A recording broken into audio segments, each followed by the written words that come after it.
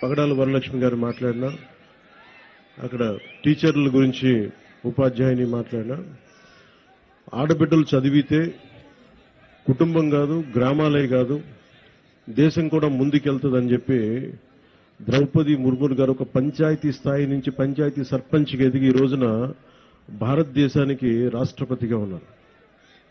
అంటే ఒక స్త్రీ శక్తి ఎలా ఉంటుంది అనేది మనం ద్రౌపది ముర్ము గారి దగ్గర నుంచి ప్రెసిడెంట్ గారు, అలాగే మన సంయుక్త గారిని చూసి నేర్చుకున్నాను. నేను మనస్ఫూర్తిగా ఎందుకు మైసూరావారిపల్లికి వచ్చాను అని అనడానికి, అసలు పంచాయతీ వ్యవస్థ నిర్వీర్యమైపోయిన సమయంలో,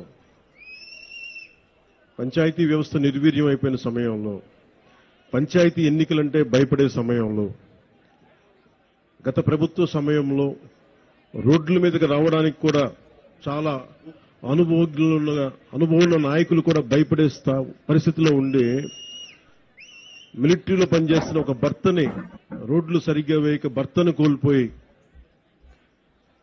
తన భర్తను కోల్పోయి గ్రామానికి భర్త ఆశయాలను ముందుకు తీసుకెళ్లాలి అని చెప్పి కారుమంచి సంయుక్త గారు సర్పంచ్గా నిలబడి అత్యంత ప్రతికూల పరిస్థితుల్లో నిలబడి గెలిచిన తర్వాత నాకు నిజంగా గుండె కదిలించేసింది. నేను ఆ రోజున కారుమంచి సంయుక్త గారికి నిలబడ్డప్పుడు నేను ఒకటే కోరుకున్నాను. ఆ రోజున అందరినీ, పంచాయతీలు చాలా కీలకం. 13,326 పంచాయతీలు మనకి. పంచాయతీలు చాలా కీలకం. అందరూ గ్రామాలు వదిలేద్దాం, వెళ్ళిపోదాం, బయటికి వెళ్ళిపోదాం అనుకుంటారు. కానీ పంచాయతీని ఎవరైతే కీలకంగా పట్టుకుంటారో, పంచాయతీ కోసం ఎవరు నిలబడతారో వాళ్ళు ఈ దేశాన్ని కదిలించే నాయకులయ్యారు, మామూలు నాయకులు అవ్వలేదు.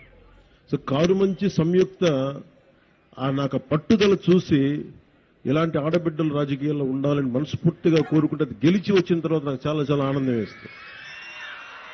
ఎక్కడా కూడా నేను రాజకీయాలకి అతీతంగా రాష్ట్రాభివృద్ధి కోసం, దేశాభివృద్ధి కోసం సంపూర్ణంగా ఆలోచించేవాడిని. 32 సంవత్సరాలుగా స్వాతంత్ర దినోత్సవ వేడుకలకు కానీ, గణతంత్ర దినోత్సవ వేడుకలకు కానీ 100 రూపాయలు, 200 రూపాయలు ఇచ్చేవాళ్ళు మైనర్ మేజర్ పంచాయతీలకి. అదే మన కృష్ణతేజ గారికి, కమిషనర్, ఇంకా మన పంచాయతీరాజ్ వారికి ఒకటే చెప్పాను, ప్రతి గ్రామానికి, పంచాయతీకి దేశభక్తి ఇక్కడి నుంచే రావాలి, బయటికి దేశభక్తి ఇక్కడి నుంచే ఉబ్బకాలి.